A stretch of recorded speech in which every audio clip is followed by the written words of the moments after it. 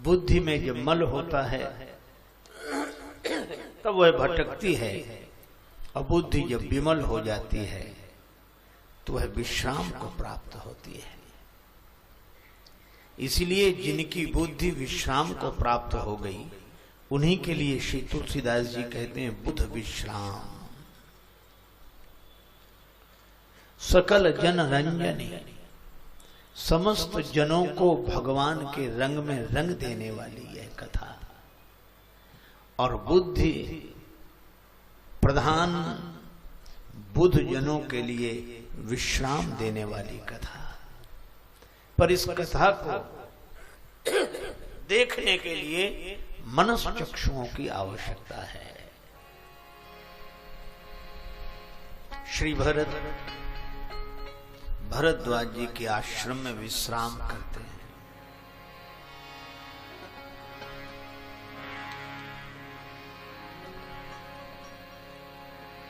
संपत्ति चकई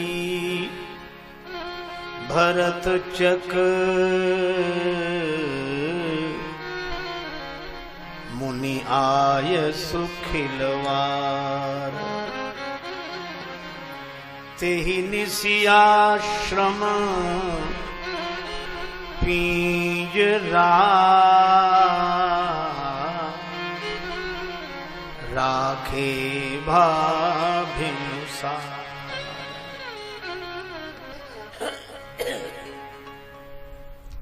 संपत्ति चकई भरत चक,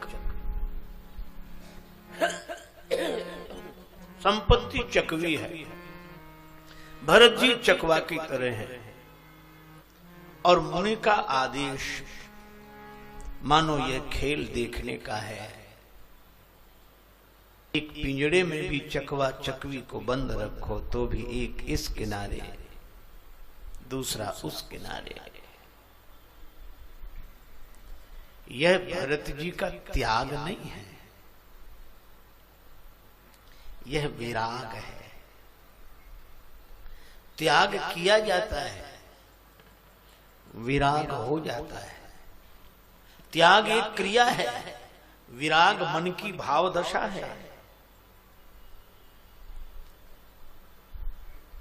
हमारे जीवन में यदि हम लोग विचार करके देखें तो हम एक अति से दूसरी अति पर चले जाते हैं। कभी भोग अति पर और कभी दूसरी ओर त्याग की अति पर।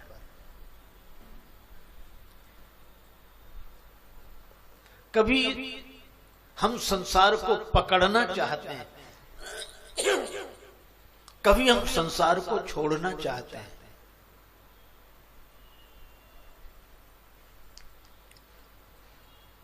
और मुझे लगता है कि हम पकड़ना भी तब चाहते हैं जब हम संसार को महत्वपूर्ण समझते हैं, और संसार को छोड़ना भी तब चाहते हैं जब इसे महत्वपूर्ण समझते हैं। एक अति से दूसरी अति पर जाना बड़ा आसान रहेगा। तो भोग और त्याग दो अतियां हैं, कभी इधर कभी उधर, कभी उधर कभी इधर। लेकिन वैराग्य में न भोग है न त्याग है। आप ऐसे समझें जैसे बच्चों के खिलौने होते हैं।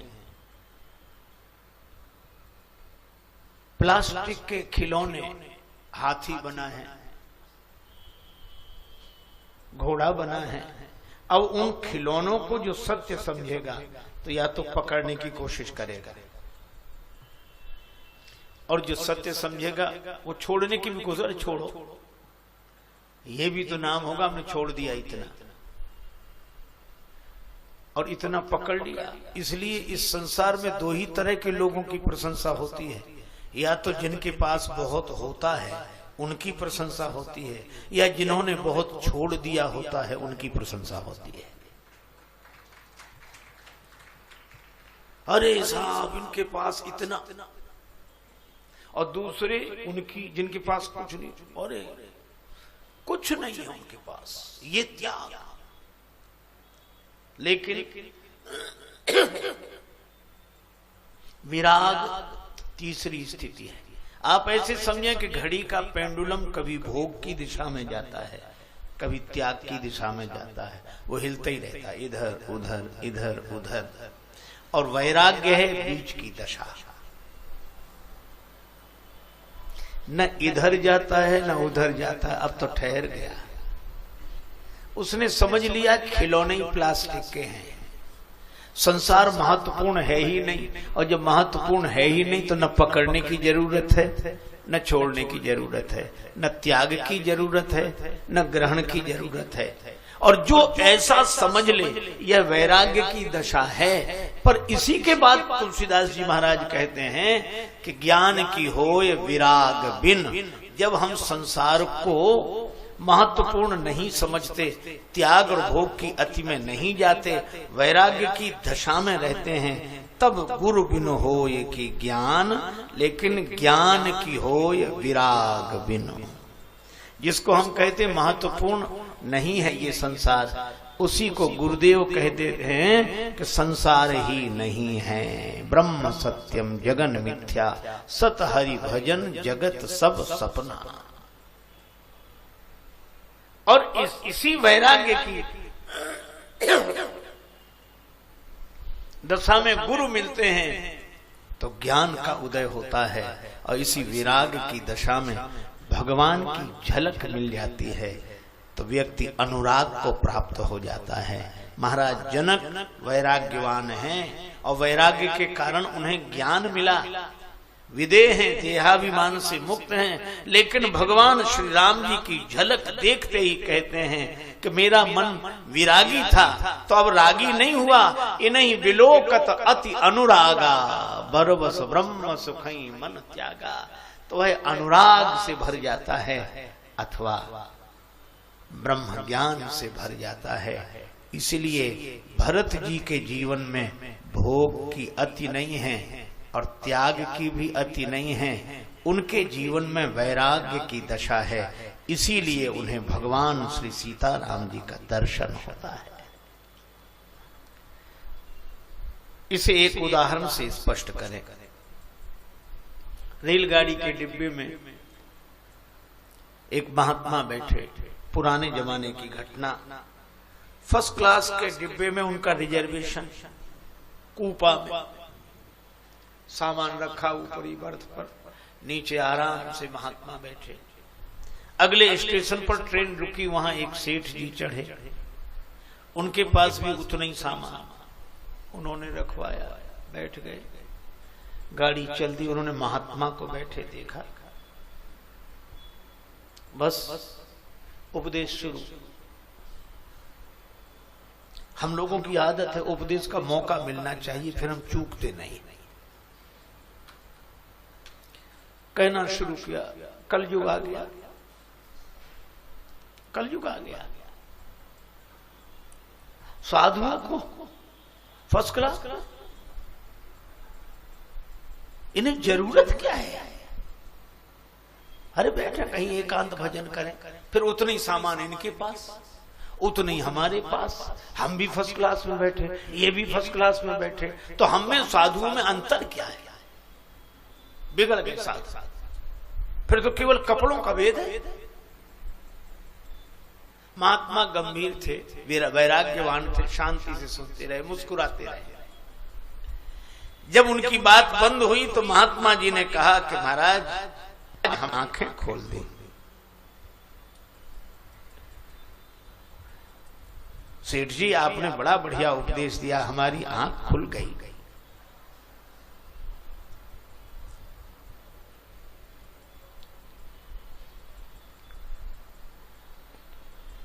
जय हो, जय हो, बैठे बैठे। आज हमारी आंख खुल गई। तो सेठ जी मुस्कुराकर बोले कि उपदेश से तो आंख खुलती है। महात्मा जी ने कहा आप ठीक कह रहे हैं, हम में आप में कोई अंतर नहीं, मित्रता होगा। अगले स्टेशन पर गाड़ी खड़ी हुई कि चलो थोड़ा नीचे घूम आवे, नीचे थोड़ा घूम आवे। वो बोला साहब हमारा सामान रखा है। सेठ जी बोले हमारा सामान रखा। महात्मा बोले हमारा भी रखा है और उतना ही रखा है जितना तुम्हारा है। चलो गए, प्लेटफार्म पर बैठे, इधर उधर की बातें हुई, जल पिया, एक बेंच पर बैठ गए, चर्चा होने लगी। इतने में गाड़ी के चलने का समय हुआ। गार्ड ने झंडी दिखाई, सीटी बजाई और जो गाड़ी चलने को ही सेठ जी महाराज गाड़ी जा रही, गाड़ी जा रही।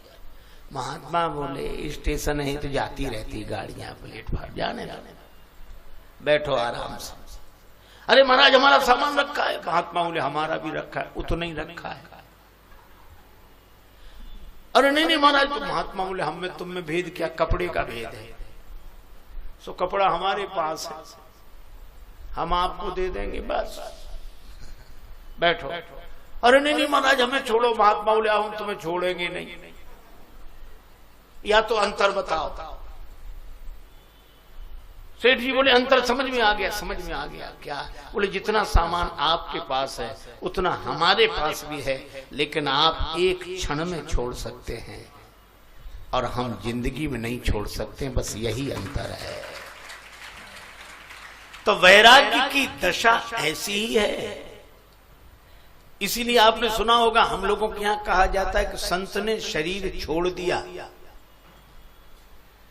संत ही शरीर छोड़ सकते हैं, वे तो शरीर को छोड़े ही हुए हैं। हम लोग शरीर नहीं छोड़ते, हमसे तो छुड़ा लिया जाता है। अच्छा हम लोग भगवान के नोटिस स्वीकार नहीं करते, भगवान नोटिस भेजते हैं। बाल सफेद हो गए, माने अब तैयारी करो। भगवान ने बाल सफेद किए, ये भगवान से कहता कि तुम खूब बाल सफेद करो, हम काले करा लेंगे। नोटिस को स्वीकार नहीं किया। नेत्र ज्योति कमजोर हुई, बोले खूब करो, हम चश्मा लगवा लेंगे। कान की आवाज कम सुनाई पड़ने लगी, कान से आवाज, तो कहा कोई बात नहीं, मशीन लगवा लेंगे। दांत गिरे, बोले हम बत्ती लगवा लेंगे। भगवान ने कहा ये कोई नोटिस स्वीकार करके सावधान नहीं हो रहा है तो मौत को भेजते हैं। मौत एक तमाचा मारती है और शरीर छुड़ा लेती है। तो हमसे शरीर छुड़ाया जाता है और संत शरीर छोड़ देते हैं। और इसीलिए मैं कहता हूं कि बर्खास्त होने से इस्तीफा दे देना अच्छा है।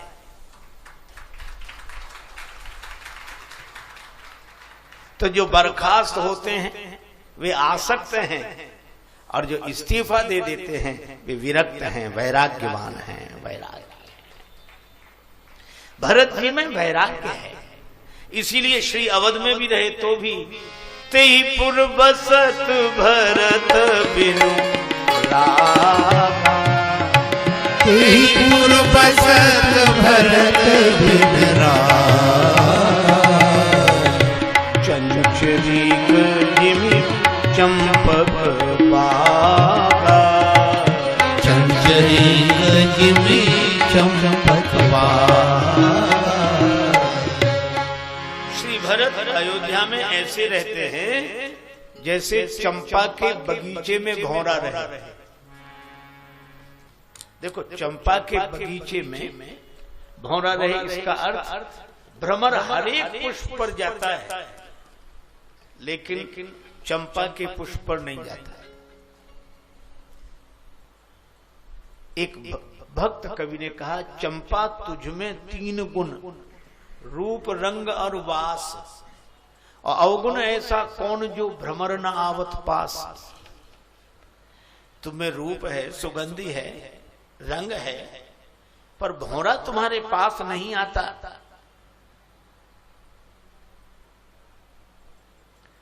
एक कवि ने उत्तर दिया, चंपा ने कहा साचो मोह में 3 गुण, रूप रंग अरुबास, पर कली कली के मीत को कौन बुलावे पास। कवि लोग अपनी अपनी भावना से उत्तर दे रहे थे, पर एक भक्त कवि ने बड़ा सुंदर उत्तर दिया। उसने कहा कि मैं कारण बताऊं भौरा क्यों नहीं आता। क्यों? का चंपा वर्णी राधिका भंवर कृष्ण के दास, अपनी जननी जानी के भंवर न आवत पास। माता का भाव है और सचमुच जिसकी दृष्टि में संपत्ति को देखकर लक्ष्मी माता का भाव आता है, वह उसका भोक्ता नहीं बनेगा, वह उसका त्यागी नहीं बनेगा, वह तो सहज वैराग्य भाव से सेवा करने वाला बनेगा। श्री भरत सेवा करते हैं। राज्य उनका नहीं है, राज्य राम जी का है।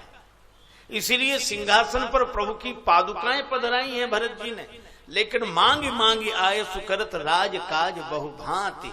और कितनी अद्भुत बात है, संसार तो उन्हें छोड़ना पड़ता है, घर उन्हें छोड़ना पड़ता है जिन्हें अपना लगता है। और जिन्हें अपना लगता ही नहीं, जब सब भगवान का है तो छोड़ना क्या है। और इसीलिए आप ऐसे सोचो, दो महिलाओं में झगड़ा हो रहा था सवेरे सवेरे पानी भरने को लेकर। एक कह रही थी हटा तू अपनी बाल्टी, वो कहे कि मेरा घड़ा भर तो जाए। तो बोले तेरा घड़ा है कि टंकी भरते ही नहीं। एक महात्मा निकले सवेरे घूमने को, माइयों को झगड़ते देख, अरे मैया काहे को झगड़ती हो? अरे महाराज जी अपने घड़ा ही नहीं हटाती और भरा ही नहीं इसका घड़ा, अंधेरा था। महात्मा बोले अभी मैं देखता हूं। उन्होंने अपने टॉर्च जलाई। जब टॉर्च जला के देखा तो घड़ा ही उल्टा रखा था। अब बोलो उल्टा घड़ा तो भर नहीं सकता। और जब उल्टा घड़ा देखा तो हंसने लगी कि मुझसे गलती हो गई, घड़े को सीधा किया। मुझे लगता है कि घड़ा उल्टा रखा है लेकिन अंधेरे में दिख नहीं रहा है। अंधेरे में हम सोच रहे हैं कि सीधा ही है, और हमको भी लगता है कि ये संसार है ही भगवान का, मैं नहीं, मेरा नहीं, यह तन किसी का है दिया। और देने वाले ने दिया, वह भी दिया किस शान से, मेरा है ये कहने वाला कह उठा अभिमान से। पर मेरा मेरा कहने वाला मन किसी का है दिया। मैं नहीं, मेरा नहीं, यह तन किसी का है दिया।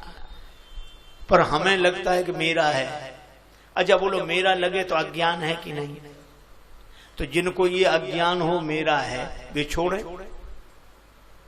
और जिनको ये ज्ञान हो गया कि भगवान का है फिर छोड़ने की जरूरत क्या। न जग छोड़ो न हरि भूलो, कर्म कर जिंदगानी में, और रहो दुनिया में तुम ऐसे कमल रहता जो पानी में। श्री भरत तो अयोध्या से भी चले तो ऐसे ही। जब श्री भरत जी ने तैयारी की तो अयोध्या के युवकों में, वृद्धों में झगड़ा होने लगा। युवक बोले हम सब भरत जी के साथ जाएंगे, राम जी से मिलने जाएंगे, राम जी से मिलने जाएंगे।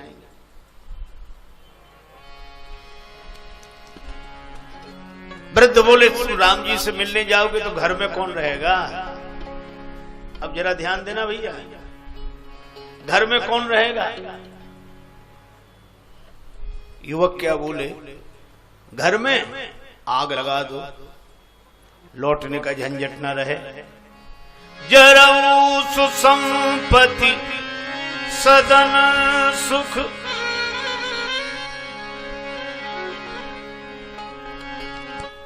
आइए आइए महाराज, पधारो पधारो, विराज।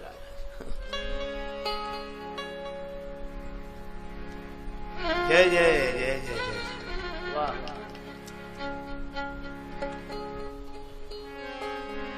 जरऊ सुसंपत्ति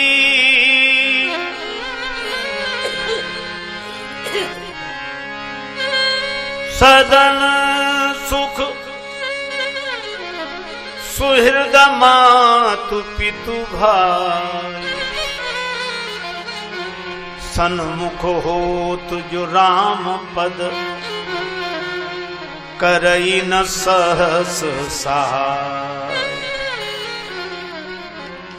आग लगे, घर परिवार संसार में आग लगे। इसलिए आपने भजन भी ऐसे सुने होंगे। माता मीरा के नाम से एक भजन है, मैं तो चली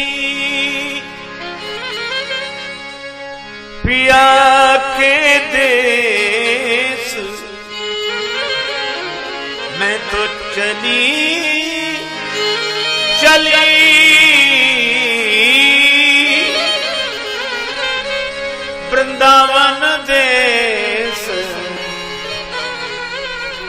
राणा जी तेरे महलों में आग राणा जी तेरे महलों में आग महलों में आग लगे महलों में आग लगे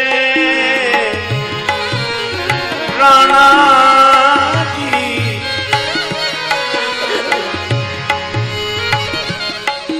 महलों में आग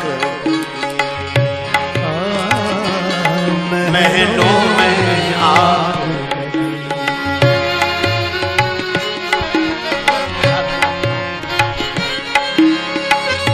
महलों में आग महलों में आग लगे महलों में आग देखो भैया भजन तो है घर परिवार में आग लगे संसार में आग लगे।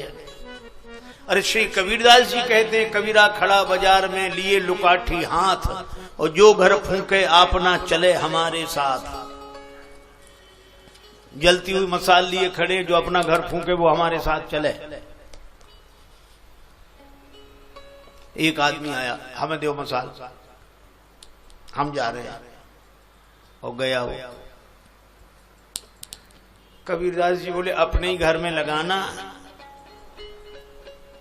हाँ अपने पता है तुम्हें तुम्हारा घर? हाँ पता है वो हमारा है। जाने लगा कबीरदास जी बोले लौट आओ तुम्हें पता नहीं है। तो घर में आग लगाना क्या है?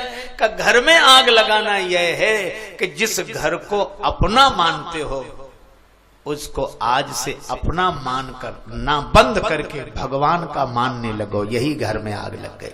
वृद्धों ने कहा कि घर की व्यवस्था पहले करो, पर युवक बोले नहीं भगवान से मिलने चलो, घर जाए भाड़ में, हमें कोई मतलब नहीं। अच्छा हम लोग भी ऐसे लोगों की प्रशंसा करते हैं जो घर जाए भाड़ में भगवान से मिलने चले। लेकिन जब श्री भरत जी के पास गए, भरत जी ने दोनों की बात सुनी तो भरत जी ने कहा कि पहले घर की व्यवस्था, बाद में भगवान से मिलने चलेंगे। किसी ने कहा, युवकों ने कहा कि घर की व्यवस्था, तो फिर राजा ही बन जा, काहे को जाते हो राम जी से मिलने, व्यवस्था करो। भरत जी ने कहा कि मैं राजा नहीं बन सकता। क्यों?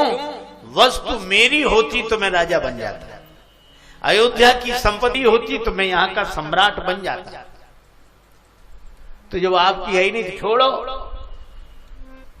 भरत जी ने कहा कि संपत्ति मेरी होती तो छोड़कर चल देता। व्यक्ति अपनी ही संपत्ति का त्यागी बनता है और अपनी ही संपत्ति का भोक्ता बनता है। ये त्याग भोग तब होते हैं जब हम संपत्ति को अपनी मानते हैं, लेकिन ये संपत्ति हमारी नहीं है। हमारी होती तो त्याग देते, हमारी होती तो राजा बन जाते।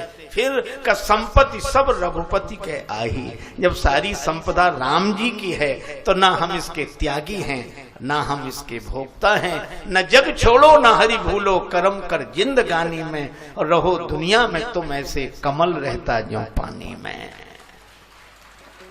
है ही नहीं हमारी। और कितनी अद्भुत बात है, जैसे ही आप यह स्वीकार कर लेते हैं कि हमारी है ही नहीं, वैसे ही संसार छूट जाता है।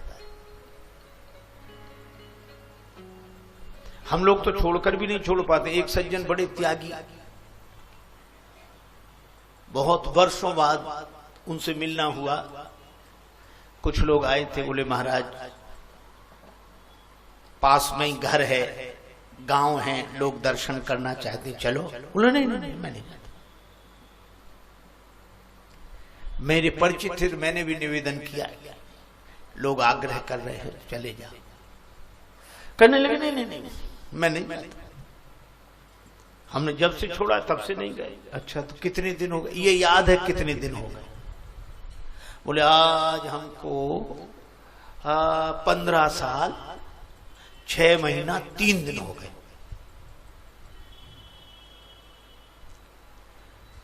लेकिन हम गए नहीं, बड़ी कृपा, नहीं गए, अच्छी बात। अच्छा महाराज, मैंने कहा औरों के घर में जाते हो कि नहीं? बोले हाँ, जो प्रेम से बुलाता उसके घर चले जाते हैं। तो हमने कहा जब औरों के घर में जाते हो तो उसी एक घर ने क्या बिगाड़ा था, वहां क्यों नहीं जाते? तो बड़े गर्व से बोले कि नहीं नहीं, छोड़ने के बाद अपने घर में नहीं जाना चाहिए, छोड़ने के बाद अपने घर में नहीं जाना चाहिए। तो हमने हाथ जोड़कर कहा कि जब छोड़ने के बाद भी अपना घर, तो छोड़ा क्या है? आप नहीं जा रहे हैं क्यों? क्योंकि आपका घर है, और आप घर नहीं छोड़ रहे हैं क्योंकि आपका घर है। तो त्याग में भी आपका है और भोग में भी, स्वामित्व में भी आपका है, और त्याग कर स्वामी बनने में भी आपका है। और जिस दिन भगवान का है तो ना हम इसके भोक्ता हैं ना हम इसके त्यागी हैं, हम तो भगवान के अनुरागी हैं। इसलिए वैराग्य भाव से रहते हुए भगवान का मानकर सेवा कर रहे हैं। यही तुलसीदास जी का सिद्धांत है, यही श्री भरत जी के द्वारा वे प्रस्तुत करते हैं। आनंद से सब भगवान का है। सब मांगी मांगी आयस करत राज काज बहु भांति। नहीं तो ऐसे तो कोई भी त्यागी हो जाए, चीज किसी की त्याग हम कर रहे हैं। एक जगह श्रीमद् भागवत की कथा हुई तो श्री कृष्ण जन्मोत्सव था। तो जैसे श्रीमद् भागवत होते हैं आजकल, लोग नाचने लगे, कूदने लगे, जय कन्हैया लाल की, जय कन्हैया लाल की, जोर जोर से नाच रहे थे। एक आदमी मंच पे चढ़ गया, जय कन्हैया लाल की, जय कन्हैया लाल की, और उसने रुपए बरसाने शुरू किए। 2000, 500, 100 लुटाओ, जय कन्हैया लाल की, जय कन्हैया लाल की। लोगों ने देखा कि हे भगवान, इस आदमी ने तो कभी चवन्नी नहीं दी किसी को, आज इतने उदारता से बांट रहा है। दूसरा बोला क्या कलयुग चला गया, सतयुग आ गया। तीसरा बोला रुको हमें जरा गौर से पता लगाने में। उसने जो देखा तो श्रीमद् भागवत की पोथी पर जो रुपए चढ़े थे वही उठा उठा कर जय कन्हैया लाल की, जय कन्हैया लाल की। चीज किसी की त्यागी हम अद्भुत। मंदिर में तो कहते तन मन धन सब तेरा, और छोड़ने में मेरा। इतना छोड़ दिया मैंने, इतना छोड़ दिया।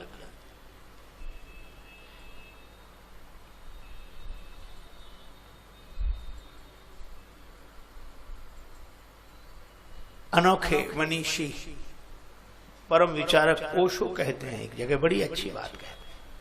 वो कहते हैं एक महात्मा थे, वो बराबर अकड़ कर कहते कि मैं ऐसे ही महात्मा नहीं हो गया,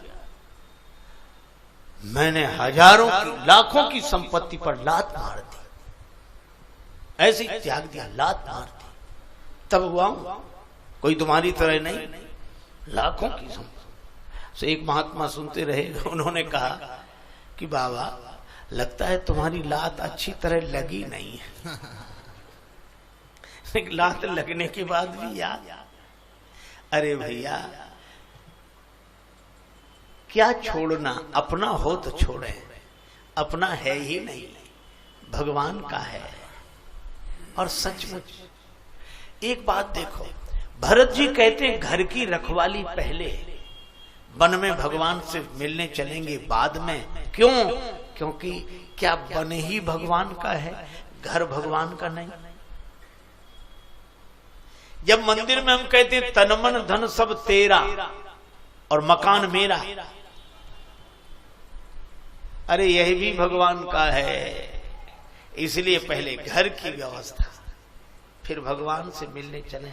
और मुझे लगता है जो अपने मकान की व्यवस्था करके फिर मंदिर में भगवान का दर्शन करने जाते हैं, वे भगवान को भी मुंह दिखाने लायक रहते हैं। भगवान भी प्रसन्न होते हैं कि हमने इन्हें जो मकान दिया, जो शरीर दिया, उसको व्यवस्थित रखकर हमारे पास आए हैं।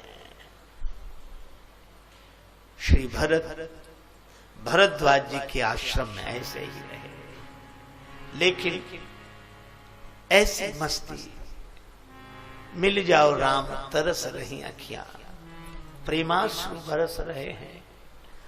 और सचमुच भरत ऐसे महात्मा कि जीवन में ये अभाव के आंसू नहीं हैं, ये तो भाव के आंसू हैं। ये तो भरत हैं जिन्होंने श्री सीताराम जी को अपने मन में भर लिया हो। भरत, और जब भरत तो भरा हुआ घड़ा छलकने लगता है। ये छलकने वाले भरत। हे मुरलीधर छलिया मोहन, हम भी तुमको दिल दे बैठे। मुरलीधर छलिया हम भी तुमको दिल दे बैठे। मुरलीधर छलिया हम भी तुमको दिल दे बैठे। हे मुरलीधर छलिया मोहन, हम भी तुमको दिल दे बैठे। गम पहले से कम तो न थे, गम पहले से कम तो न थे, और मुसीबत ले बैठे। पहले से कम तो न थे, और मुसीबत ले बैठे।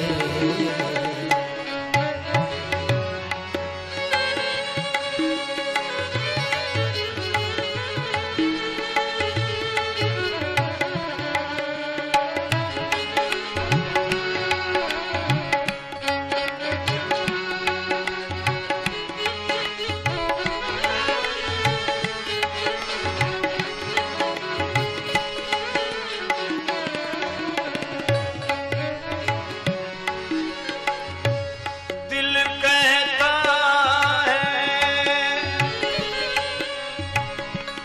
तुम सुंदर हो, आंखें कहती हैं दिखलाओ। आंखें कहती हैं दिखलाओ। तुम मिलते नहीं हो, आकर के हम कैसे कहें देखो ये बैठे। मिलते नहीं हो, आकर के हम कैसे कहें देखो ये बैठे। मुरलीधर भी तुमको दिल दे बैठे। महिमा सुन के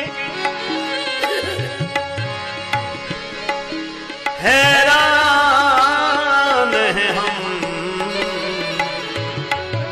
तुम मिल जाओ तो चैन मिले। तुम मिल जाओ चैन मिले।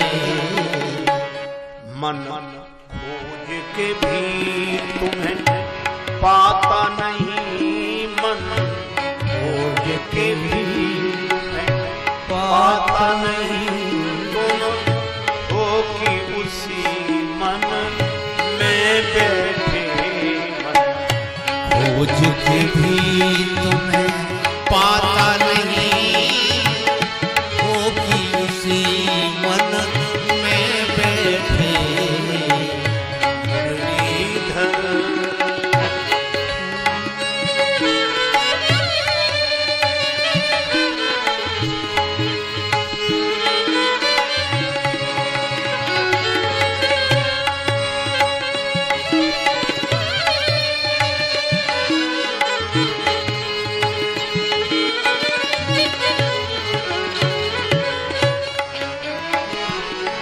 राजेश्वर राजा राम तुम्ही, प्रभु योगेश्वर घन श्याम, योगेश्वर घन श्याम धनुधारी बने कभी, मुरली बजा जमुना तट निर्जन में बैठे, धनुधारी बने कभी, मुरली बजा जमुना तट निर्जन में बैठे, धन छलिया मोहन हम भी तुमको दिल दे बैठे, मुरलीधर छलिया मोहन भी तुमको दिल दे बैठे,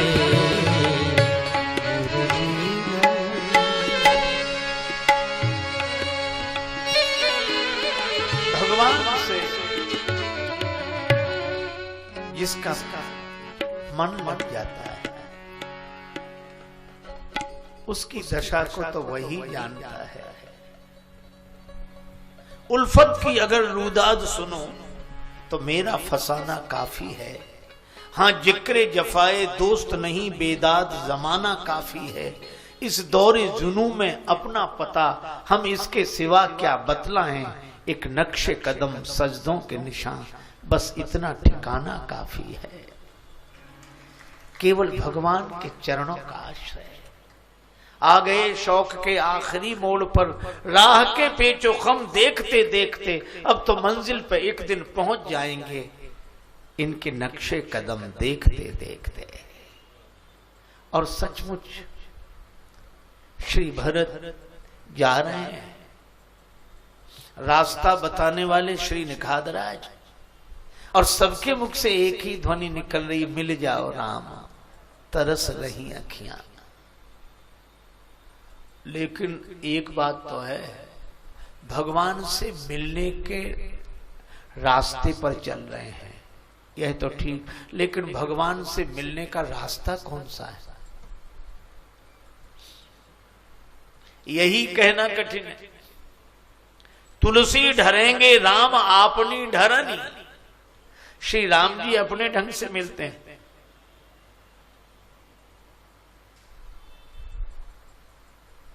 विश्वामित्र जी को वन से घर में बुला लिया तब मिले, और बहुत लोग घर छोड़कर वन में गए, उन्हें तब मिले।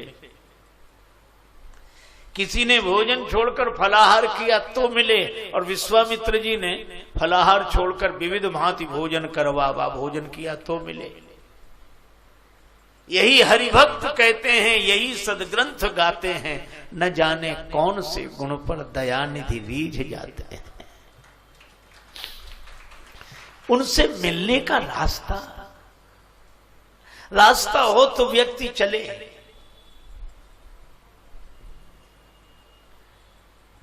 यह तो लॉटरी जैसा टिकट है, खरीदते सब है, किसी किसी की खुल जाती है, अब कैसे खुल गई वो क्या बताए।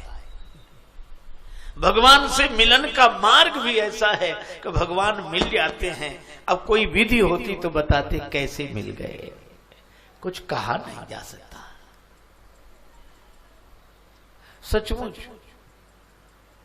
रास्ते ही भूल गए।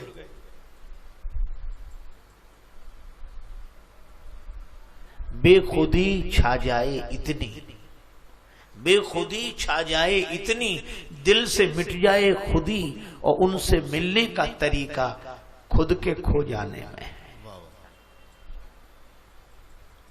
देवता कह रहे हैं राम ही भरत ही भेंट न होई। देवगुरु बृहस्पति जी से देवताओं ने पूछा कि श्री भरत कह देंगे तो क्या राम जी अयोध्या लौट आएंगे? देवगुरु बोले अवश्य। तो महाराज इन्हें रोको का रोकने की जरूरत नहीं है। भरत जी कहेंगे तब ना राम जी लौटेंगे।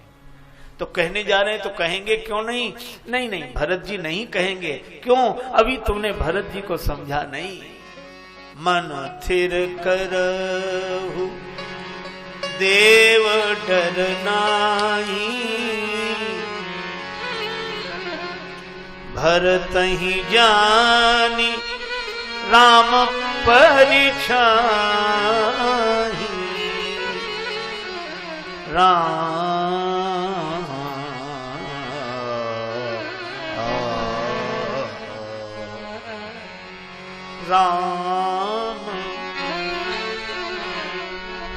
भरत जी को राम जी की परिछाई समझो।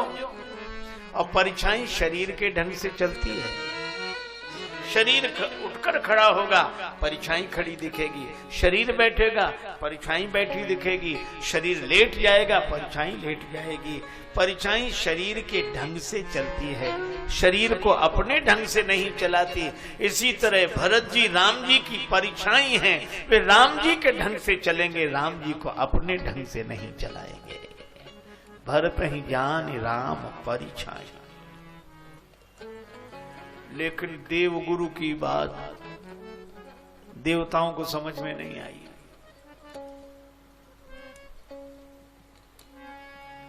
इसलिए योजना बना रहे हैं कि ये मिलने ना पाए। और निखादराज कह रहे हैं कि हम मिलाकर रहेंगे, रास्ता हमारा देखा है। पर आप आश्चर्य करेंगे, निखादराज रास्ता भूल गए। क्यों भूल गए? होश हो तो रास्ता याद रहे। हस्ती है मैं कदे में, मस्ती है मैं कदे में। और ये मैं कदा श्री तुलसीदास जी कहते हैं, जहां करत मनोरथ जस जिय जाके, और जहां ही स्नेह सुरा सब छाके। ये स्नेह की मदिरा पी रखी है। हस्ती है मैं कदे में, मस्ती है मैं कदे में, और दीवानों की तो पूरी बस्ती है मैं कदे में। और इस मैं कदे में आके कोई होश में रह ले, खुद होश की भी कुछ नहीं हस्ती है मैं कदे में। होश की भी हस्ती नहीं है। और दुनिया में नहीं मिलती, मिलती तो बड़ी महंगी। मस्ती वही है लेकिन सस्ती है मैं कदे में। और राजेश हो भंवर में, लगे पार या कि डूबे, परवाह नहीं जब से कश्ती है मैं कदे में। ऐसी मस्ती, रास्ता बताने वाले ही रास्ता भूल गए। तुलसीदास जी कहते हैं, सखई सने विवश मग भूला, सखई सने मग भूला,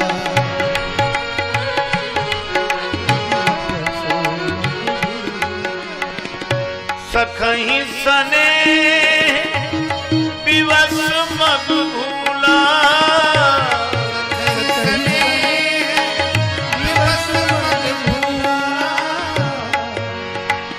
सखई सने विवश मग भूला, सखई सने मग भूला। निखादराज श्री राम सखाएं प्रेम में बेहवल होकर मार्ग भूल गए। और देखो कितनी अद्भुत बात, निखादराज तो रास्ता बताने वाले पर रास्ता ही भूल गए। और जो देवता चाह रहे थे कि राम ही भरत ही भेंट न होई, राम जी भरत जी न मिल पावे, वे ही देवता क्या करते हैं, कही सुपंथ सुर बरसही फूला, कही सुपंथ सुर बरसही फूला, कही सुपंथ सुर बरसही फूला, कही सुपंथ सुर बरसही फूला।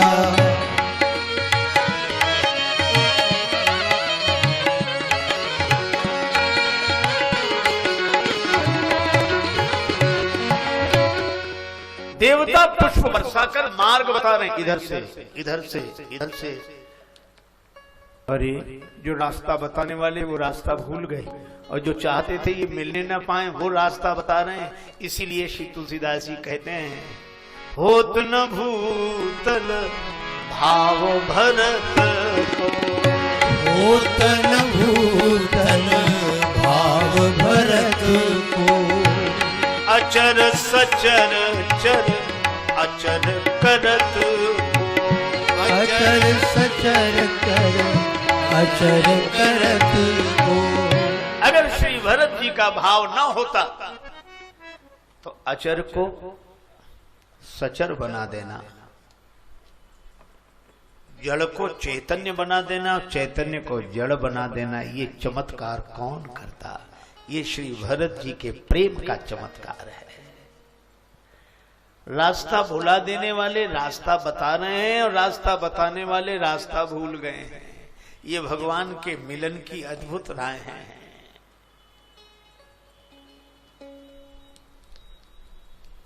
श्री भरत जा रहे हैं, मिल जाओ राम तरस रही अखियां, मिल जाओ राम तरस रही अखियां, मिल जाओ राम तरस रही अखियां, मिल जाओ राम।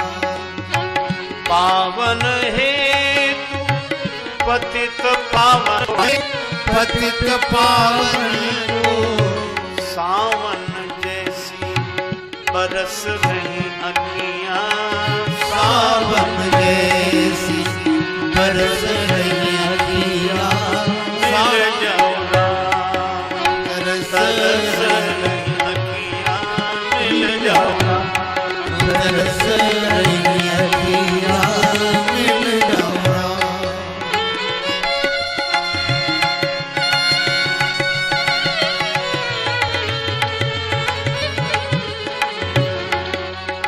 मिल जाओ राम तरस रही अखियां, मिल जाओ राम।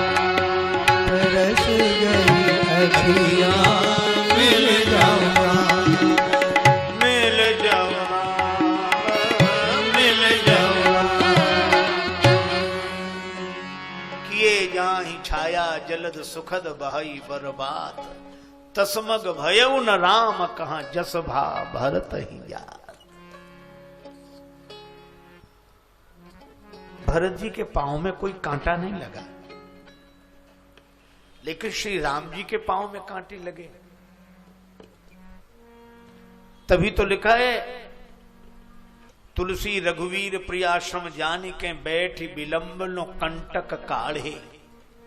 श्री राघवेंद्र के कमल कोमल पगतल में कंटक चुभे, पर श्री भरत जी के पांव में कांटा नहीं लगा। क्यों? मानो भगवान ने पृथ्वी माता से कह दिया कि कांटे लगे तो मेरे चरणों में लगे, मेरे पीछे भरत आ रहे हैं, उनके पांव में कांटा न लगे। कहा क्यों? कि अगर श्री भरत के पांव में कांटा चुभेगा तो लोग यही कहेंगे कि भगवान के पीछे पीछे चलने वालों के पांव में भी कांटे लगते हैं। कम से कम मेरे पीछे मुझे पाने के लिए चलने वालों के पांव में कांटे न लगे, बल्कि उनके चरणों के कांटे तो मैं अपने चरणों में स्वीकार करने के लिए तैयार हूं। रोने वालों से कहो उनका भी रोना रो लें, जिनको की मजबूरी ये हालात ने रोने न दिया। भगवान कहते हैं भरत के चरणों के कांटे भी हमारे पांव में लग जाए। रास्ते में कोई मिल जाता है,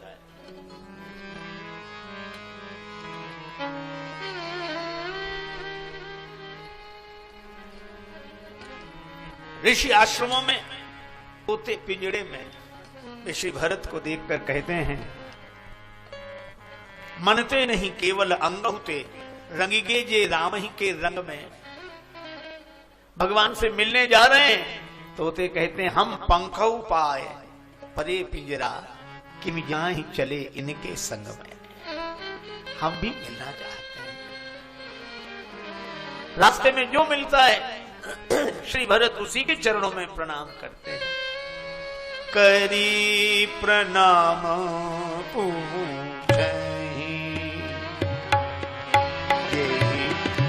ते ही कर प्रणाम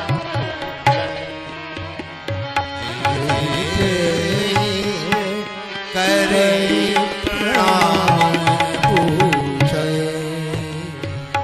के ही बन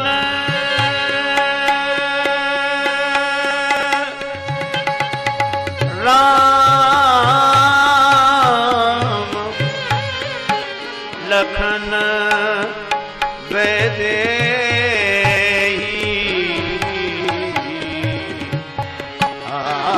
करे प्रणाम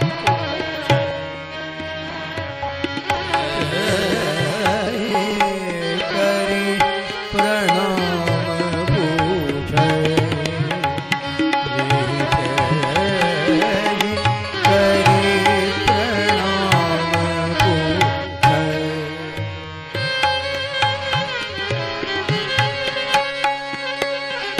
कई बन राम लखन वैदेही पूछे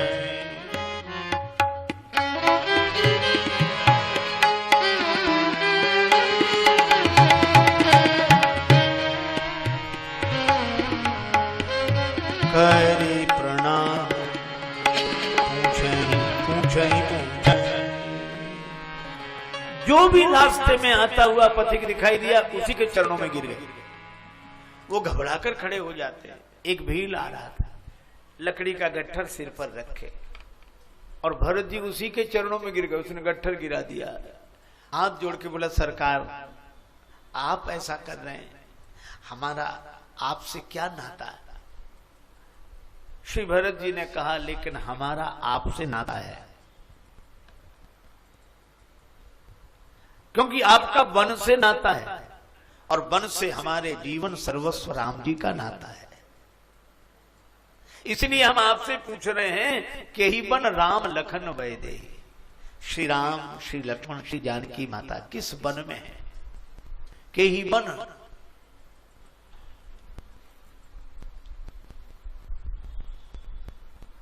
लकड़हारा बोला, आप उन्हीं के बारे में तो नहीं पूछ रहे हैं जो बिल्कुल आपके ही जैसे हैं। बय बप वरन रूप सोई आली। श्री भरत जी के नेत्र भर आए। आप तो उन्हीं के बारे में बताओ, मेरे जैसे भला वे कैसे होंगे? अब लकड़हारे की आंखें बरसने लगी कि एक दिन मैं लकड़ी लेकर वन से आ रहा था, तब तक मैंने देखा, आहा, नीलांबुज श्यामल कोमलांगम श्री राम।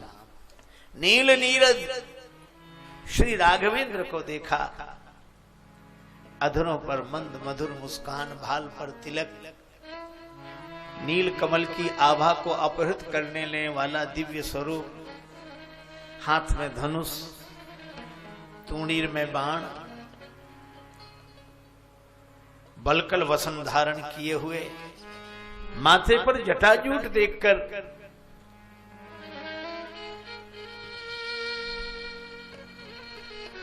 मैंने जो देखा तो मैं देखते ही रह गया। ऐसा दृश्य, ऐसा स्वरूप मैंने आज तक नहीं देखा था। लकड़ी का गट्ठर कब गिर गया मुझे पता ही नहीं लगा। नेत्रों से आंसू बरसने लगे। मैं देख रहा था आहा, उन तरुण तपस्वी को। तब तक मृगमाला दिखाई दी, हिरणों का समूह, और हिरणों के समूह को देखकर उन तरुण तपस्वी ने तूणीर से बाण निकालकर धनुष पर चढ़ाया। मुझे लगा कि अब इन तपस्वी कुमार की और इन मृगों की भागदौड़ होगी, मैं देखूंगा। लेकिन आश्चर्य, मृग भागे ही नहीं। मृग वहीं खड़े खुली आंखों से राम जी का दर्शन कर रहे हैं। वे बाण की तरफ नहीं देख रहे हैं, वे राम जी की तरफ देख रहे हैं। किसी ने कहा कि तुम बाण से डरते नहीं हो?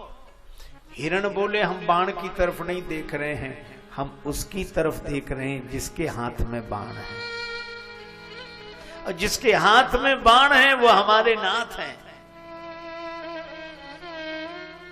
मैंने सुना था पानी के जहाज से यात्रा करने वाले लोग उस समय भय से कांप गए जब भयंकर तूफान के कारण जहाज के डूबने की स्थिति आई। अब डूबे तब डूबे। ऐसे में तो जो भक्त नहीं होते हैं वो भी राम जी, कृष्ण जी, शिव जी, दुर्गा जी, गणेश जी, जिसका जो इष्ट देव पुकारे हैं। कुछ लोग बोले कि हम मानते तो किसी को नहीं, लेकिन आज जो भी हो सो सहायता कर। सब घबरा रहे थे, लेकिन एक आदमी बिल्कुल चुप। उसकी पत्नी ने सोचा कि ये इनको दुख ज्यादा बैठ गया, ये पगला गए। तो पत्नी ने हिलाया, कैसे हो, देखो सब लोग कांप रहे हैं, जहाज डूब रहा है और तुम कुछ नहीं, ऐसे शांत बैठे हो। पत्नी ने पत्नी की ओर देखा और जेब से रिवॉल्वर निकाली, कारतूस लगाया, पत्नी की छाती पर अड़ा दिया। पत्नी डरी नहीं। पत्नी बोली, तुम भी अजीब हो, ऐसे में भी तुम्हें ये मजाक सूझ रहा है, छाती पर रिवॉल्वर क्यों लगाई? पति ने कहा, तुम डरती नहीं हो? इस रिवॉल्वर में कारतूस है और एक क्षण में तुम्हारे प्राण जा सकते हैं, और तुम्हारी छाती पर रिवॉल्वर लगा है तो भी तुम्हें डर नहीं लग रहा है?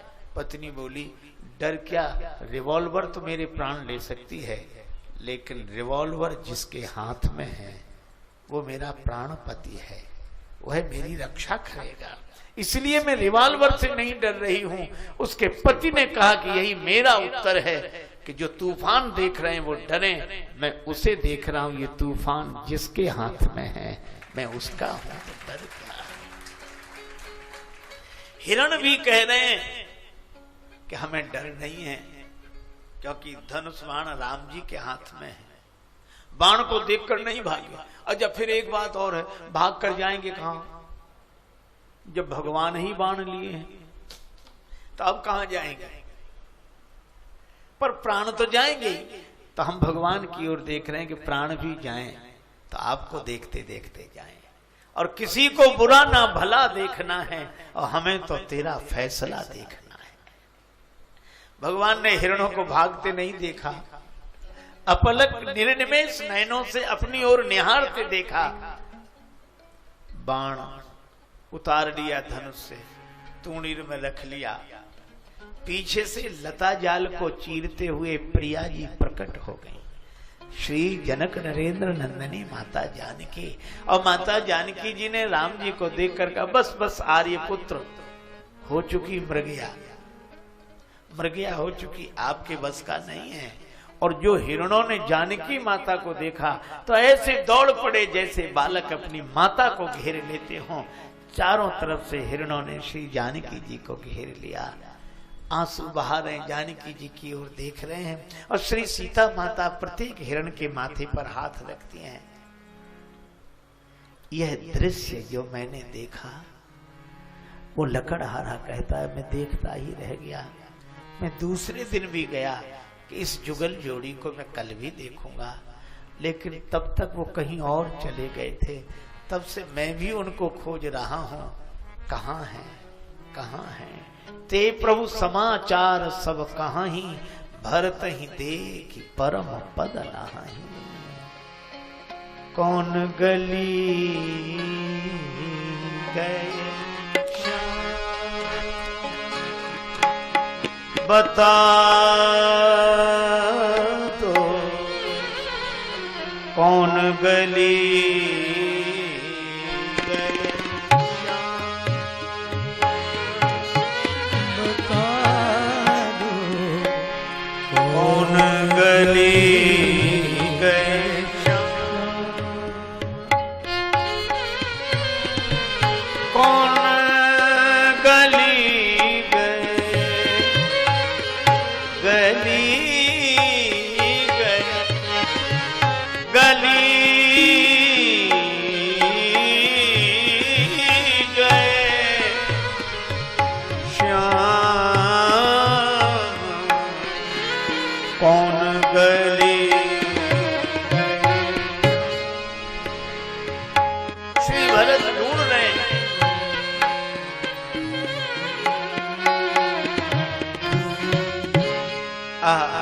देखो भैया, चित्रकूट समीप आ गया। श्री भरत जी ने जो चित्रकूट का दर्शन किया, राम शैल शोभा निरखि भरत हृदय अति प्रेम, और तापस तप फल पाए जिम सुखी सिराने नेम। नेम की निवृत्ति होने पर जैसे साधक सुखी हो जाता है, श्री भरत जी राम शैल शोभा निरखि। सब मंदाकिनी गंगा के इस पार ही ठहर गए।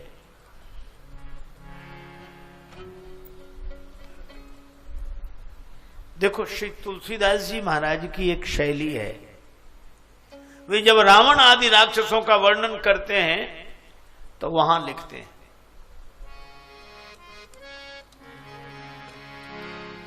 वहां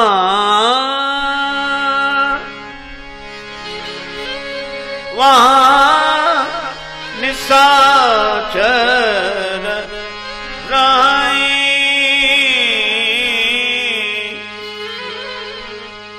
शशंका, वहां निशाचर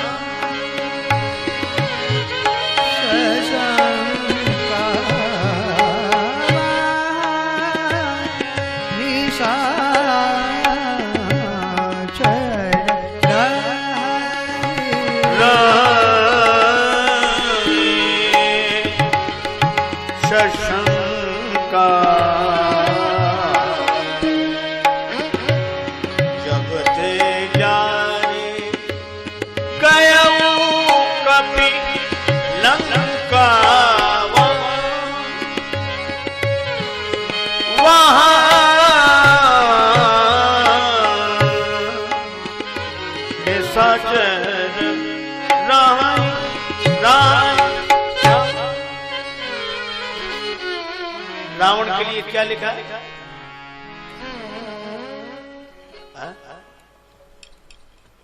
पता होगा आपको क्या लिखा है रावण के लिए?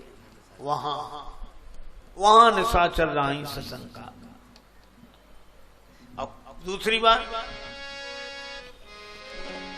वहां दूत एक मरम जना, वहां दूत एक मरम जना,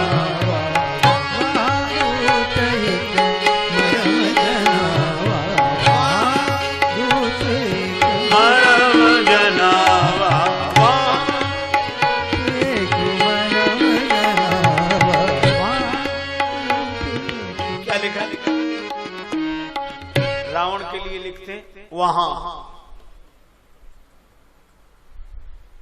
और राम जी के लिए वहां नहीं। यहां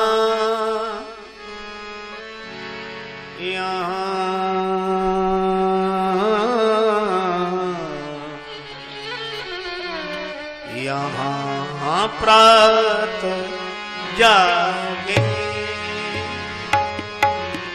रघुराय, यहाँ प्रात जागे रघुराय, यहाँ प्रात जागे,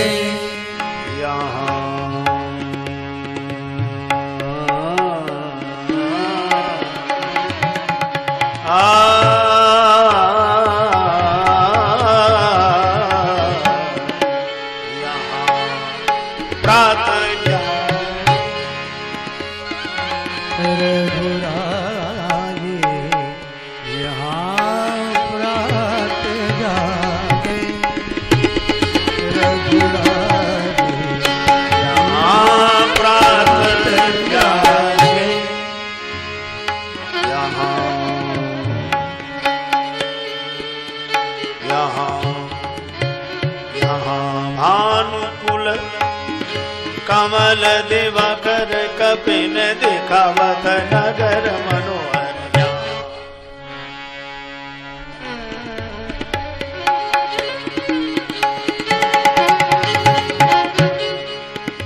यहाँ भानुकुल कमल दिवाकर कपिल दिखावत नगर मनोहर यहाँ यहाँ राम जी के लिए क्या लिखा? यहाँ। और रावण के लिए वहां। इसका मतलब रावण वहां और राम जी यहां।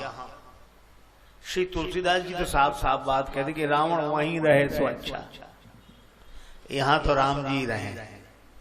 यहां राम जी और रावण वहां। और यहां कहने का यह भी अर्थ है कि हम राम जी के ही पक्ष में। यहां राम जी, हम राम जी की तरफ हैं और रावण की तरफ नहीं। क्यों? रावण वहां, ये रावण वहीं रहे। लेकिन आप आश्चर्य करोगे कि एक जगह श्री तुलसीदास जी यह क्रम बदल दिया। राम जी के लिए क्या लिखने लगे? वहां राम रजनी अवशेषा,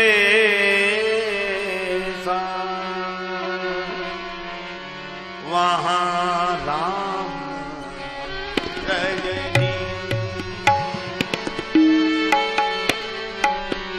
राम रजनी वहां राम रजनी अवशेष वहां राम रजनी रजनी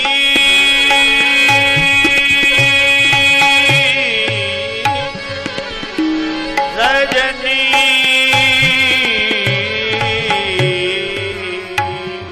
वहां राम रजनी। राम जी के लिए क्या लिखा? वहां राम रजनी अवशेषा, जागे सीय सपन अस देखा। राम जी कहां? वहां। अद्भुत है तुलसीदास जी, कभी रावण के लिए वहां लिखते हैं, अब राम जी के लिए लिख दिया वहां। लेकिन भरत जी के लिए क्या लिखते हैं? यहां भरत सब सहित सहाय, यहां भरत सब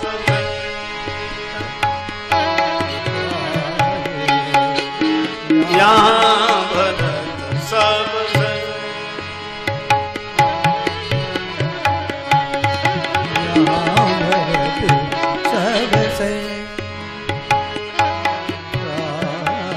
भरत सब सहित सहित सब सहित सहित सब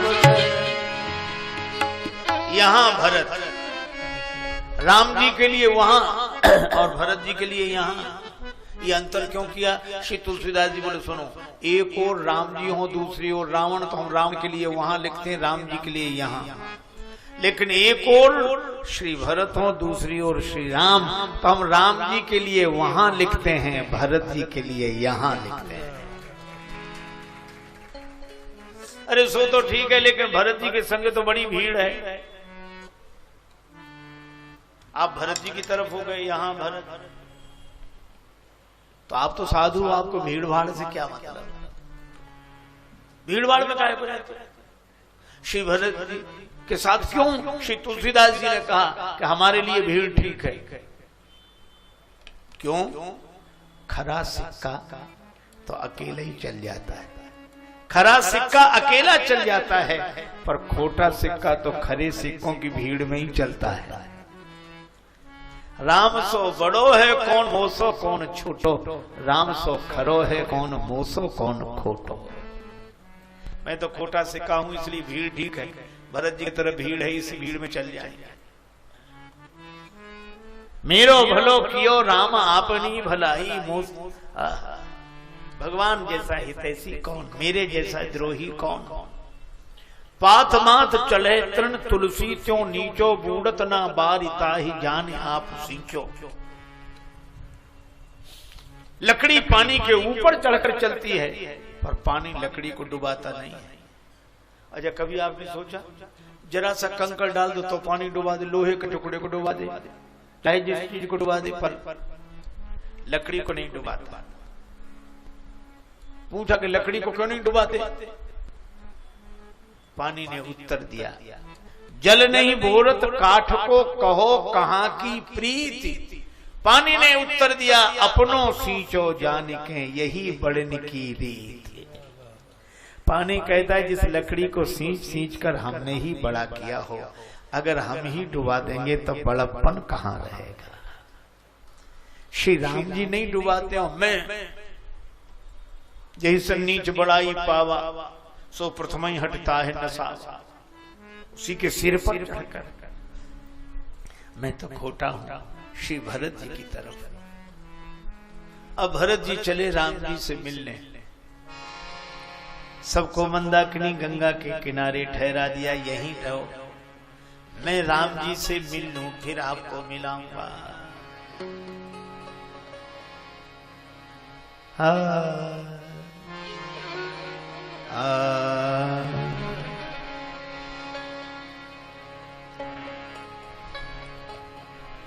माता की करनी याद आती है, पांव धीरे धीरे चलने लगते हैं।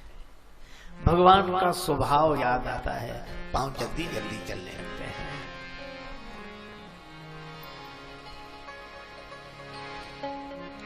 भरत दसाते ही अवसर कैसी,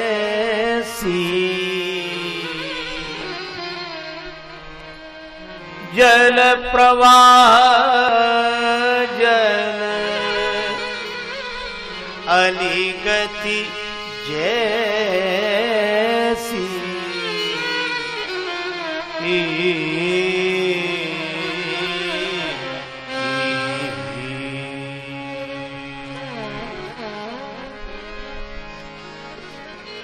श्री भरत जी की दशा वैसी है, जल प्रवाह जल अलिगति जैसी, कि पानी का प्रवाह पूरब की ओर चलता हो तो मछली उल्टी चलती है, पश्चिम की तरफ जाती है। पर मछली उल्टी चले तो भी पानी सहन करता है, क्योंकि मछली की शरण जल है। जो जाकी शरण नहीं रहे ताहे ताहे की लाज, और मीन धार सन्मुख चले बहे जात गजरा। इस धारा में बड़े बड़े हाथी बह जाते हैं, मछली उस धारा में भी उल्टी चलती है। भरत जी चल रहे हैं राम जी की तरफ और मन जा रहा है अयोध्या की तरफ। अवध में जो हुआ, श्री भरत सोचते हैं, राम लखन सिया सुनि मम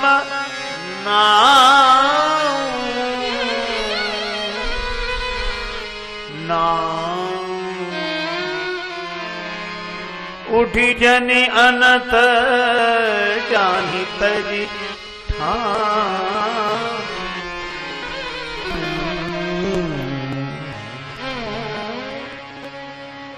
श्री सीताराम लक्ष्मण मेरा नाम सुनकर वो जगह ही छोड़कर न चले जाएं। भरत जी, जब आपको लगता है क्या श्री सीताराम आपका नाम सुनकर जगह छोड़कर चले जाएंगे, क्या राम जी का स्वभाव ऐसा है? नहीं नहीं, राम जी का स्वभाव तो ऐसा नहीं, पर भरत जी कहते मेरा नाम ऐसा है। मेरे नाम ने जब भगवान को श्री अवध में नहीं रहने दिया तो यहाँ कैसे रहे? तो आप क्यों जा रहे हैं? मोरे शरण राम की पनही, मोरे शरण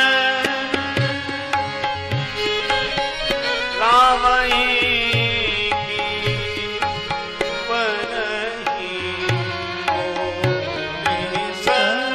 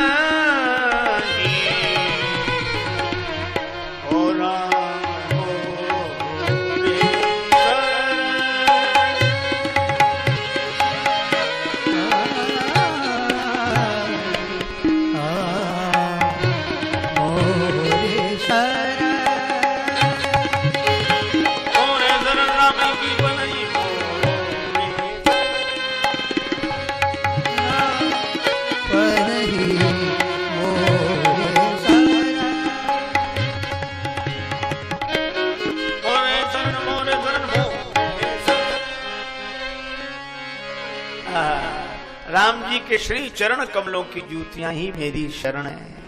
अच्छा को कितनी अद्भुत बात कही, राम ही की पनही।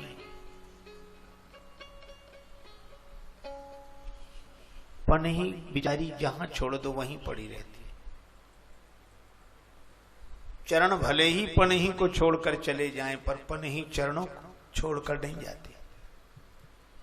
वो बनी ही चरणों के लिए है, चाहे छोड़ो चाहे स्वीकार करो। आप लोग कथा में बैठे हैं, अपने अपने जूते उतार दिए है ना, और कथा के बाद चरण ही तो जाएंगे जूतों के पास, जूते तो आएंगे नहीं, चरण जाएंगे। अच्छा जूतों को जहां छोड़ दो वहीं पड़े मिलेंगे कि नहीं? वहीं। वो बेचारे कहीं चलकर नहीं जाते। अगर वो चलकर जाने लगे तो कथा के बाद भी कई लोग खड़े रहे, भैया क्यों खड़े? बोले हमारे कहीं घूमने गए, आ जाए तब। पर वो कहीं चलकर नहीं जाते। ये बात अलग है कि कोई चलाने वाला मिल जाए तो चल भी जाते हैं, बड़ी बड़ी जगह चलते हैं, जैसे इसके बिना काम ही ना चलता हो। और चले ही नहीं जाते, किसी किसी के चले भी जाते हैं। आपने देखा होगा जूते की आंख नहीं है, पर जूता पहनने वाले की आंख है। जूता पहनने वाला जब जूते में पांव डालता है तो जूता ही ये बता देता है कि हम आपके नहीं हैं। बिनु आंखन की पान ही पहचानत लखी पाए। बिना आंखों की पनही भी पांव को पहचानती है। तो कोई ईमानदार होगा तो पांव बाहर निकाल लेगा कि हमारा नहीं है जूता। और ईमानदारी से कोई रिश्ता नहीं तो जूते से ही कहेगा कि तुम हमारे हो या ना हो, पर हम तुम्हारे हैं। भरत जी कहते मैं राम जी की जूतियों मेरी शरण है। चाहो नहीं कुबेर कोस बेर एक सुरेश पद, चाहो नहीं ज्ञान में ज्ञानी कहाओं में, चाहो नहीं योग ध्यान धारणा समाधि होते जन्म मरण व्याधि रहता अविचल पद पाओ में। उर्मे राजेश बस एक अभिलाष शेष ताई कर जोर निज नाथ को सुनाओ में। और जहां पे मड़ रावे मन मधुप मुनि सन के, उन मंजू पर कंजन की पनही बन जाओ में। मोरे शरण राम ही की पनही। तभी निखादराज ने मानो भरत जी को सो निद्रा से जगा दिया हो। क्या वो निखादराज? नाथ देखी यही बिटप विशाला, पाकरी जम्बो रसाल तमाला। नाथ देखिए बिटप विशाला, पाकरी जम्बो रसाल तमाला। दिन तरवरन मध्य बट सोहा, दिन तरवरन मध्य बट सोहा। मंजू विशाल देखी मन मोहा, मंजू विशाल देखी मन मोहा। बट छाया बेका बनाई, सिय निज पानी सरो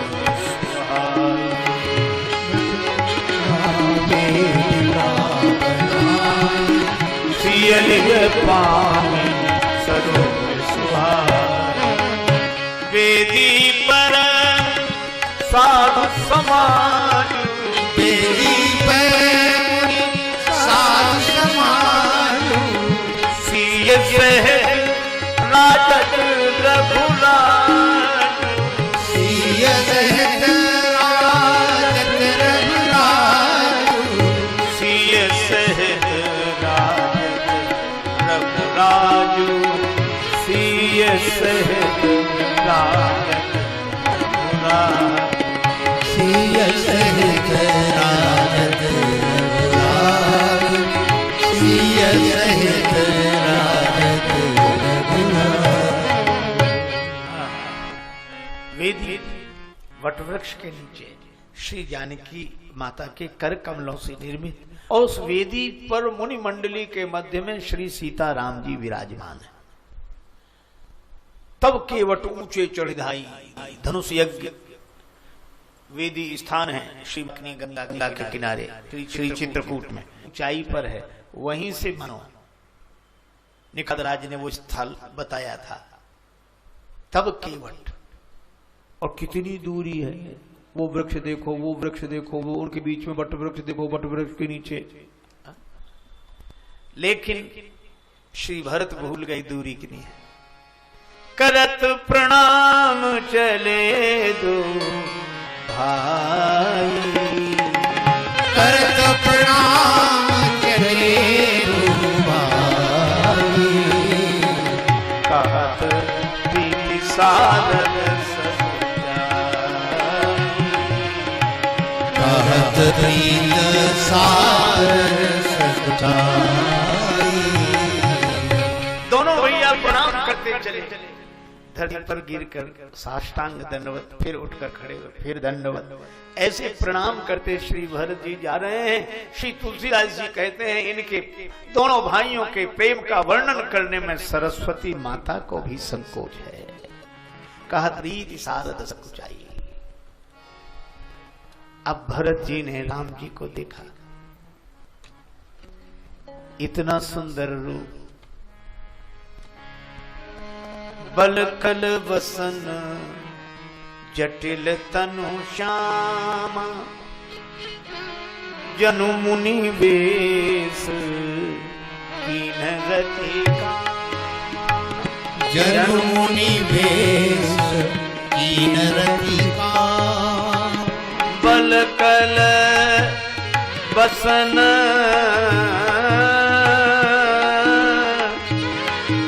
जटिल तनु श्यामा, बल कल बसन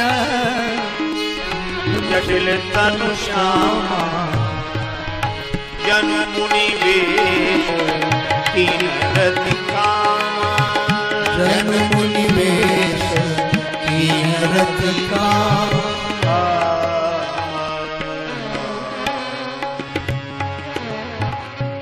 श्री भरत के नेत्र भरे, और मुझे लगता है कि भरत जी को चारों फल मिल गए।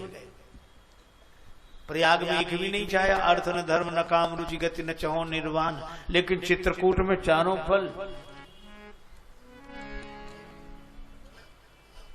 जैसे ही प्रवेश किया, हरसई निरखी राम पद अंका, अर्थ का उदाहरण दिया, मानव पारस पाये रंका। और जब प्रवेश किया आश्रम में तो मोक्ष का उदाहरण दिया, करत प्रवेश मिटे दुख दावा, जनु जोगी परमारथ पावा। और जब श्री सीताराम जी का दर्शन किया तो काम का उदाहरण दिया, जनु मुनिवेश कीन रति कामा। और भरत जी ने इस प्रसंग के अंत में जब आज्ञा मांगी है, आज्ञा समन सुसाहिब सेवा, तो सेवा धर्म कठिन जग जाना, धर्म मिला, चारों फल मिल गए। श्री भरत देख रहे हैं, रघुराज बिलोक लिए जब ते तब नेह न देह समारन दे, तज धीरज बोल उठी बरुणी, पग नीरज की रज झारन दे। और पुतली कहे सामने से हट जा,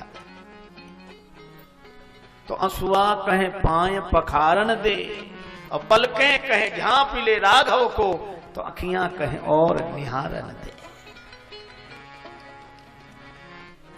पर वाणी जीत गई। वाणी ने क्या कहा, पाहि नाथ कही पाहि गोसाई, पाहि नाथ कही पाहि गोसाई, भूतल परे लपटी की नाई, भूतल परे लपटी की नाई, भूतल परे लपटी की नाई। श्री भरत पाई माम पाई माम पाई माम कहकर लकड़ी की तरह भगवान के चरणों में गिर गए। और आश्चर्य भगवान ने नहीं सुना, जबकि कहा तो यह गया कि चींटी के पग नूपुर बाजे, चींटी के पग नूपुर बाजे, वह भी साहब सुनता है। फिर ये पाहिमाम नहीं सुना श्री भरत जी का? कैसे सुने? जब से भरत जी का नाम सुना है, भगवान श्री राम की भाव समाधि लगी है। भीतर भरत से मिलना हो रहा है, बाहर की आवाज सुने कौन? लेकिन सुन लिया किसने? श्री लक्ष्मण जी ने। वचन सप्रेम लखन पहिचान, वचन सप्रेम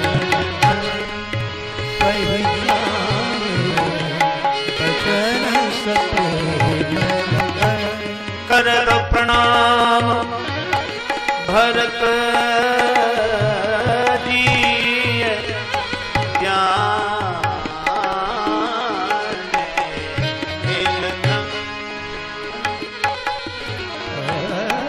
करत प्रणाम भरत जी ज्ञान,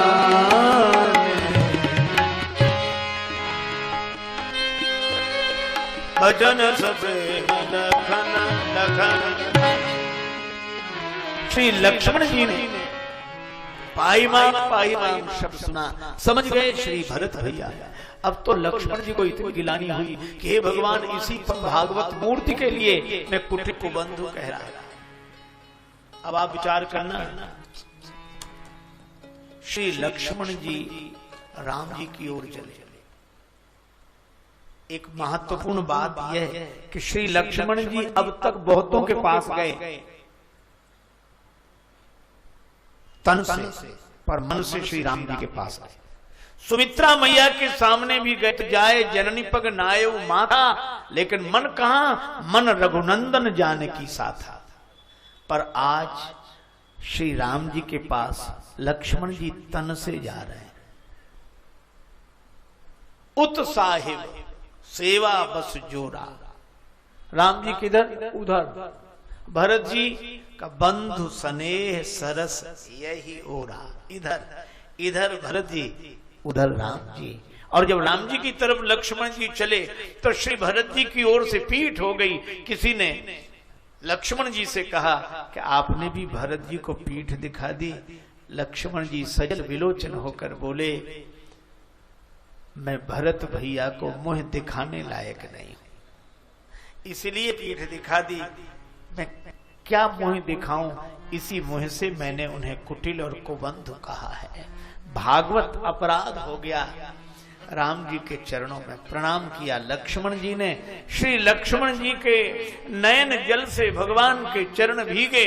भगवान राम ने कहा, भाव समाधि भंग हुई। भगवान ने कहा, लक्ष्मण प्रणाम कैसा?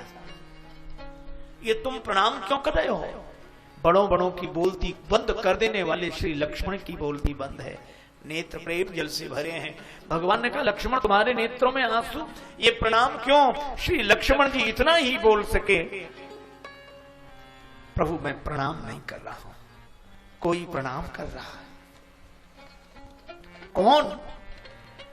श्री लक्ष्मण जी कहते, कहत सप्रेम नाई महिमा था, भरत प्रणाम करत रघुनाथ। हे रघुनाथ जी, श्री भरत भैया आपको प्रणाम कर रहे हैं।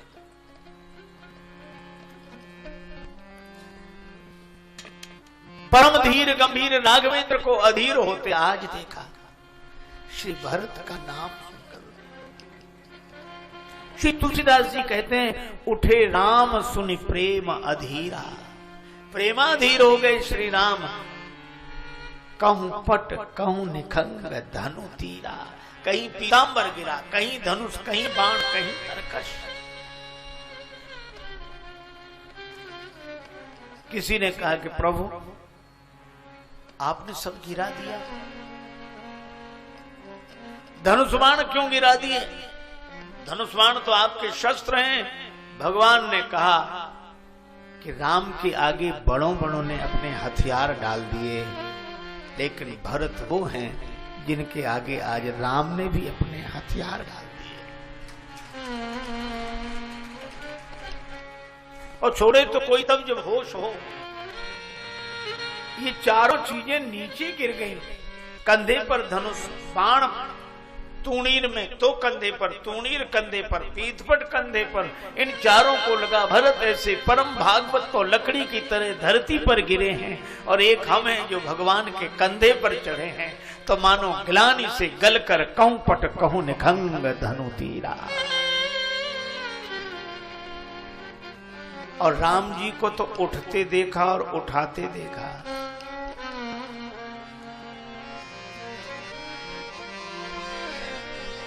उठे राम सुनी सुनी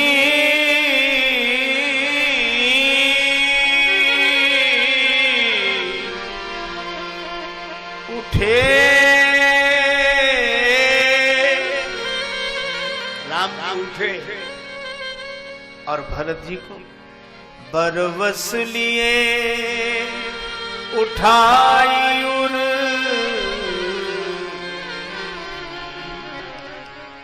श्री भरत जी को जबरदस्ती उठा लिया।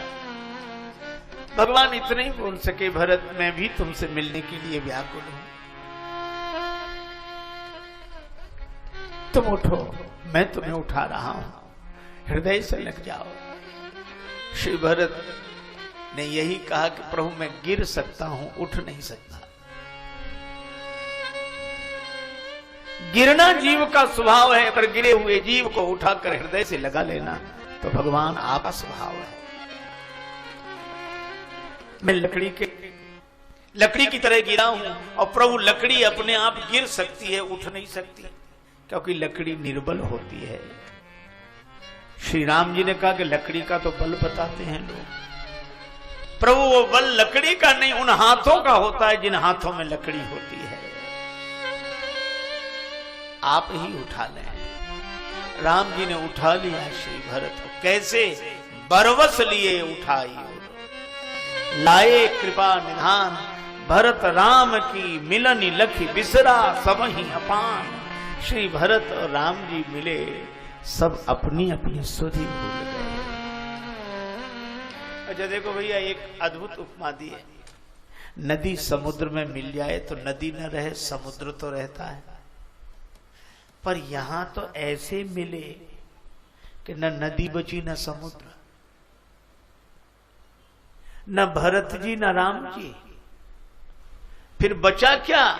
राम जी भरत जी से मिलने चले और भरत जी राम जी से मिलने चले, तो राम जी भरत जी से मिलकर राम जी नहीं रहे और भरत जी राम जी से मिलकर भरत जी नहीं रहे, तो फिर रहा क्या?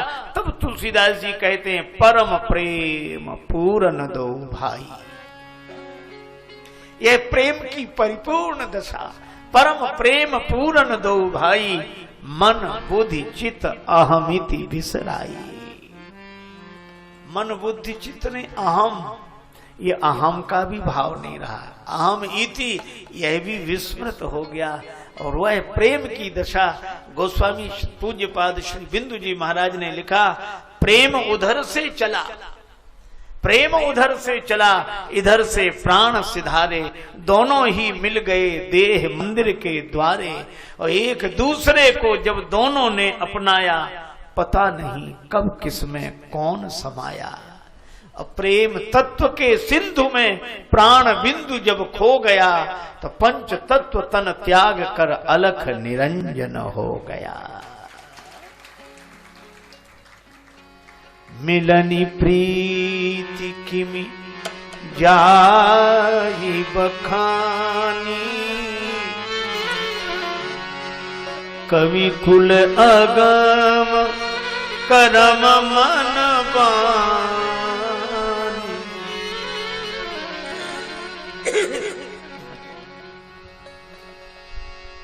श्री राम जी भरत जी के मिलन की बात मैं कैसे कहूं? सो मैं कुमति कहूं कहीं भांति,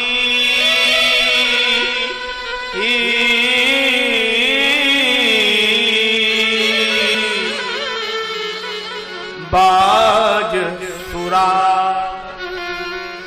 सुराग बाज सुराग की गांडर ताती। अब दशा ये को किछु कही न को किछु पूछा, को किछु कही न को किछु पूछा। प्रेम भरा मन निज गत पूछा, प्रेम भरा निज गत पूछा। कोई कुछ नहीं कह रहा है, कोई कुछ नहीं पूछ रहा है। वे तो इस भाव में रम गए, और रम गए तो ठहर गए, रह गए। और हम लोग भी इसी भाव से मानस को देखें और इस मिलन के भाव रस में ठहर जाएं। राम अस मानस मानस जख चाही, भई कवि बुद्धि विमल अवगाही। भई कवि बुद्धि विमल अवगाही। भई कवि बुद्धि विमल अवगाही। इसी के साथ यह वाक्य पुष्पांजलि भगवान श्री सीताराम जी